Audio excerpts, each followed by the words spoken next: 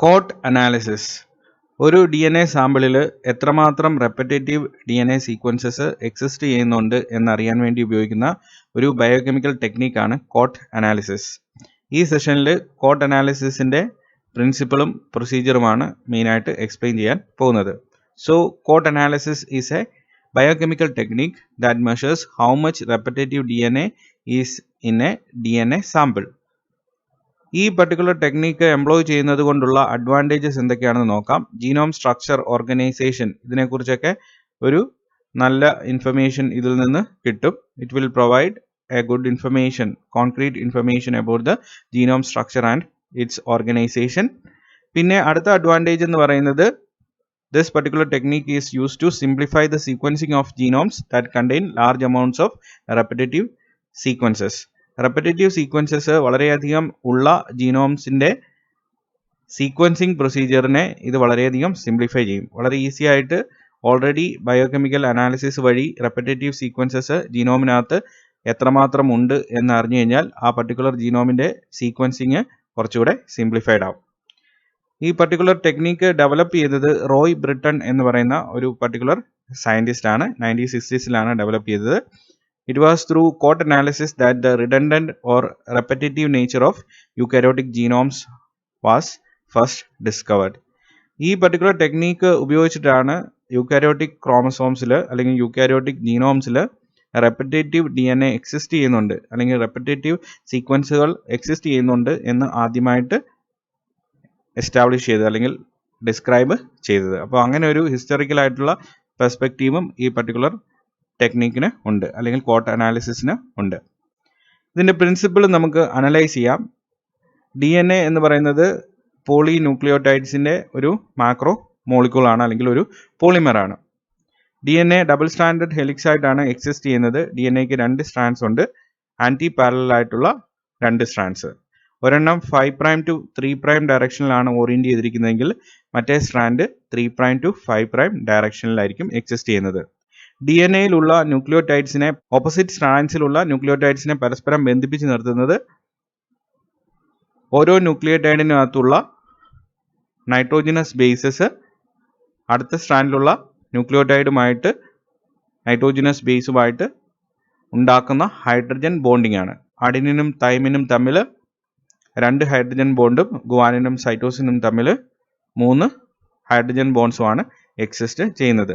ഇപ്പോൾ hydrogen bonding ആണ് ഈ 2 സ്ട്രാൻഡ്സിനെയും ഒരുമിച്ച് ഡബിൾ സ്റ്റാൻഡേർഡ് സ്ട്രക്ചറായിട്ട് നിലനിൽക്കാൻ സഹായിക്കുന്നത്. ഹൈഡ്രജൻ ബോണ്ടിങ് എന്ന് പറയുന്നത് വളരെ വീക്കായിട്ടുള്ളൊരു ബോണ്ടിങ് ആണ്. അപ്പോൾ ഹീറ്റ് എന്ന് പറയുന്ന ഫോഴ്സ് അപ്ലൈ ചെയ്യുവാണെങ്കിൽ ഈ ഹൈഡ്രജൻ ബോണ്ടിങ് ബ്രേക്ക് ആവും. ന്യൂക്ലിയോടൈഡ്സ് തമ്മിലുള്ള ആ നൈട്രോജനസ് ബേസസ് വഴിയുള്ള ലിങ്കിങ് അത് ഇല്ലാതാകും, 2 സ്ട്രാൻഡ്സും സെപ്പറേറ്റഡ് ആവും. അങ്ങനെ സെപ്പറേറ്റ് ചെയ്യുന്ന പ്രോസസ്സിന് പറയുന്ന പേരാണ് denaturation by the application of heat. അപ്പോൾ ഇവിടെ ഡീനാച്ചുറേഷൻ നടന്ന് 2 സ്ട്രാൻഡും സെപ്പറേറ്റ് ചെയ്ത് പോയിരിക്കുകയാണ്. ഇനി ഈ 2 സ്ട്രാൻഡ്സിനെ നമുക്ക് തിരിച്ച് എങ്ങനെ ഒരുമിച്ച് കൊണ്ടുവരാൻ സാധിക്കും? അതായത് ഡബിൾ സ്റ്റാൻഡേർഡ് സ്ട്രക്ചറിനെ എങ്ങനെ റീ എസ്റ്റാബ്ലിഷ് ചെയ്യാൻ സാധിക്കും? സിമ്പിളായിട്ട് ഹീറ്റിനെ കുറച്ചാൽ മതി. ടെമ്പറേച്ചർ ലോവർ ചെയ്ത് കഴിയുമ്പോഴേക്കിന് ന്യൂക്ലിയോടൈഡ്സ് പരസ്പരം അട്രാക്റ്റഡ് ആയിട്ട് അവയിൽ ഹൈഡ്രജൻ ബോണ്ടിങ്സ് നൈട്രോജനസ് ബേസസ് തമ്മിൽ ഉണ്ടാവും. ഡീനാച്ചുറേഷൻ നടന്ന് സെപ്പറേറ്റഡ് ആയിട്ടുള്ള സ്ട്രാൻഡ്സ് തിരിച്ച് ഡബിൾ സ്റ്റാൻഡേർഡ് അപ്പിയറൻസിലേക്ക് വരുന്ന ആ പർട്ടിക്കുലർ പ്രോസസ്സിന് പറയുന്ന പേരാണ് renaturation or reannealing. Temperature lower ചെയ്താൽ മാത്രമേ ഉള്ളൂ ഈ പർട്ടിക്കുലർ പ്രോസസ്സ് നടക്കത്തുള്ളൂ. ഈ റീനാച്ചുറേഷൻ പ്രോസസ്സ് അത് പല ഫാക്ടേഴ്സിനെ ഡിപ്പെൻഡ് ചെയ്താണ് എക്സിസ്റ്റ് ചെയ്യുന്നത്. 3 ഫാക്ടേഴ്സിനെ ഡിപ്പെൻഡ് ചെയ്താണ് റീ അനീലിംഗ് പ്രോസസ്സ് അല്ലെങ്കിൽ ഡബിൾ സ്റ്റാൻഡിൻ്റെ റീ എക്സ്റ്റാബ്ലിഷ്മെൻറ്റ് നടക്കുന്നത്. ഒന്നാമത്തേത് കോൺസെൻട്രേഷൻ ഓഫ് DNA. ആ കോൺസെൻട്രേഷൻ ഓഫ് DNA റെപ്രസെൻറ്റ് ചെയ്യാൻ വേണ്ടിയിട്ടാണ് C0 അല്ലെങ്കിൽ CO എന്നും പറഞ്ഞ് ഒരു സിമ്പൽ കൊടുക്കുന്നത്. ഇനി അടുത്ത ഫാക്ടറാണ് ടൈം. ദെൻ തേർഡ് ഫാക്ടറാണ് ബഫർ ഫാക്ടർ. ബഫർ ഫാക്ടർ എന്ന് പറഞ്ഞാൽ ഈ പർട്ടിക്കുലർ ബയോകെമിക്കൽ ടെക്നിക്ക് ഉപയോഗിക്കുന്ന ആ ബഫറിൽ എത്രമാത്രം കാറ്റയോൺസ് എക്സിസ്റ്റ് ചെയ്യുന്നുണ്ട്.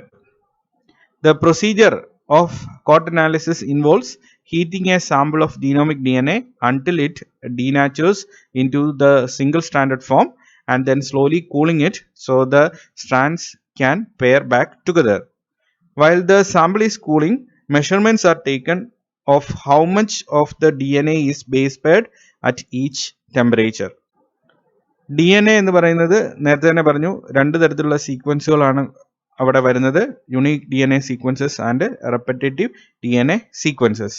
ഇതിനകത്ത് റീനാച്ചുറേഷൻ, ഹീറ്റ് അപ്ലൈ ചെയ്ത് ഡീനാച്ചുർ ചെയ്ത് കഴിഞ്ഞ് ആ ഡബിൾ സ്റ്റാൻഡേർഡ് ആയിട്ടുള്ള DNA സിംഗിൾ സ്റ്റാൻഡേർഡ് ആയിട്ട് ബ്രേക്ക് ചെയ്ത് കഴിഞ്ഞ് ഇനി തിരിച്ച് ഹീറ്റ് കുറച്ച് കഴിയുമ്പോഴേക്കിന് റീഅനീലിങ് ഈ രണ്ട് സീക്വൻസുകളിൽ ഏതിലായിരിക്കും വളരെ ഫാസ്റ്റായിട്ട് നടക്കുന്നത്? Which will renature faster, whether it is unique DNA sequence or a repetitive sequence. Cot analysis എന്ന് പറയുന്ന ബയോകെമിക്കൽ ടെക്നീക്ക് ചെയ്തു കഴിഞ്ഞപ്പോൾ മനസ്സിലാക്കിയ കാര്യം, repetitive sequences renature more rapidly than unique DNA sequences. അതായത് റെപ്പറ്റേറ്റീവ് സീക്വൻസസിന്റെ പ്രത്യേകത അവയ്ക്ക് ഒന്നിൽ കൂടുതൽ കോപ്പി ഉണ്ടായിരിക്കും. യുണീക്ക് സീക്വൻസസ് എന്ന് പറഞ്ഞാൽ അങ്ങനെയല്ല, സിംഗിൾ കോപ്പി സീക്വൻസസ് ആണ്. അതുകൊണ്ട് റെപ്പറ്റേറ്റീവ് സീക്വൻസസ് ഒരു കോംപ്ലിമെന്ററി സീക്വൻസ് അതിൻ്റെ കോംപ്ലിമെന്ററി ആയിട്ടുള്ള സീക്വൻസിനെ കണ്ടുപിടിക്കുക എന്ന് പറയുന്നത് വളരെ ഈസി ആയിട്ട് മാറും. The rate at which a sequence will reassociate is proportional to the number of copies of that sequence in the DNA sample. Reassociation kinetics അതിൻ്റെ ആ റേറ്റ് എന്ന് പറയുന്നത് എത്രമാത്രം ഒരു പർട്ടിക്കുലർ സീക്വൻസ് റിപ്പീറ്റ് ചെയ്യുന്നുണ്ട് DNA സാമ്പിളിനകത്ത്, ആ ഫാക്ടറിനെ ആശ്രയിച്ചാണ് ഇരിക്കുന്നത്.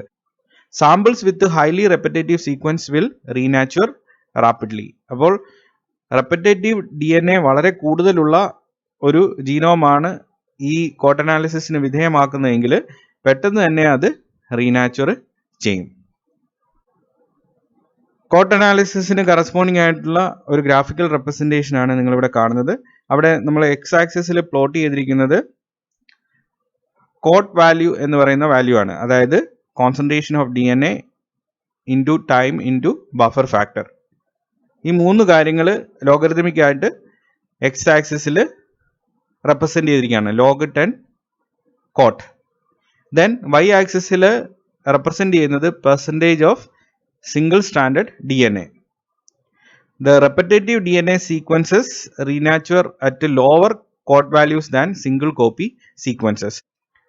Renaturation kinetics അതിൻ്റെ റേറ്റ്സ് നമ്മൾ നോക്കുകയാണെങ്കിൽ ലോവർ ആയിട്ടുള്ള കോഡ് വാല്യൂസിൽ റെപ്പറ്റേറ്റീവ് സീക്വൻസസ് റീനാച്ചുർ ചെയ്യും. സിംഗിൾ കോപ്പി സീക്വൻസസ് ഹയർ ആയിട്ടുള്ള കോഡ് വാല്യൂസിൽ മാത്രമേ റീനാച്ചുർ ചെയ്യത്തുള്ളൂ. അപ്പോൾ percentage of single standard DNA നമ്മൾ ഈ പർട്ടിക്കുലർ ടെക്നീക്ക് എംപ്ലോയ് ചെയ്തതിന് ശേഷം, അതായത് ഡീനാച്ചുറേഷൻ നടത്തി കൂൾ ഓഫ് ചെയ്യുന്ന ആ പർട്ടിക്കുലർ സ്റ്റേജ് തൊട്ട് നമ്മൾ നോക്കുകയാണെങ്കിൽ സിംഗിൾ സ്റ്റാൻഡേർഡ് DNAയുടെ എമൗണ്ട് എന്ന് പറയുന്നത് റെപ്പറ്റേറ്റീവ് സീക്വൻസിൻ്റെ ഇനീഷ്യലായിട്ട് തന്നെ ഡ്രോപ്പ് ചെയ്യുന്നതായിട്ട് കാണാൻ സാധിക്കും. സിംഗിൾ കോപ്പി സീക്വൻസസ് അല്ലെങ്കിൽ യുണീക്ക് സീക്വൻസസ് വളരെയേറെ സമയമെടുത്തിട്ട് അല്ലെങ്കിൽ ഒരു ഹയർ കോഡ് വാല്യൂവിൽ മാത്രമേ അത് പെയറപ്പ് ചെയ്ത് ഡബിൾ സ്റ്റാൻഡേർഡ് ആയിട്ട് മാറത്തുള്ളൂ. സിംഗിൾ കോപ്പി സീക്വൻസസ് അല്ലെങ്കിൽ unique DNA sequences single standard ആയിട്ട് വളരെയേറെ സമയം ഈ മിക്സ്ചറിനകത്ത് എക്സിസ്റ്റ് ചെയ്യും. പക്ഷേ റെപ്പറ്റേറ്റീവ് സീക്വൻസസ് അങ്ങനെയല്ല, വളരെ ഫാസ്റ്റായിട്ട് തന്നെ അതിൻ്റെ കോംപ്ലിമെൻ്ററി സീക്വൻസസിനെ ഐഡൻറ്റിഫൈ ചെയ്ത് അത് പെയർ ചെയ്ത് ഡബിൾ സ്റ്റാൻഡേർഡ് ആയിട്ട് മാറും. അപ്പോൾ ഈ ഗ്രാഫ് ഒക്കെ ഉപയോഗിച്ചിട്ട് വേണം ഈ പർട്ടിക്കുലർ കൺസെപ്റ്റിനെ എക്സ്പ്ലെയിൻ ചെയ്യാൻ. സംഗതി ഇത്രയേ ഉള്ളൂ, വളരെ സിമ്പിളാണ്. റെപ്പറ്റേറ്റീവ് സീക്വൻസസ് വളരെ ഈസി ആയിട്ട് റീനാച്ചുർ ചെയ്യും സിംഗിൾ കോപ്പി സീക്വൻസിനെക്കാളും. അതെന്തുകൊണ്ടാണെന്ന് ചോദിച്ചു കഴിഞ്ഞാൽ അവയുടെ കോപ്പി ഇഷ്ടം പോലെ ഉള്ളത് കൊണ്ട് കോംപ്ലിമെൻ്ററി സീക്വൻസിനെ കണ്ടുപിടിക്കാനും അതുമായിട്ട് പെയർ ചെയ്യാനും വളരെ എളുപ്പമാണ്.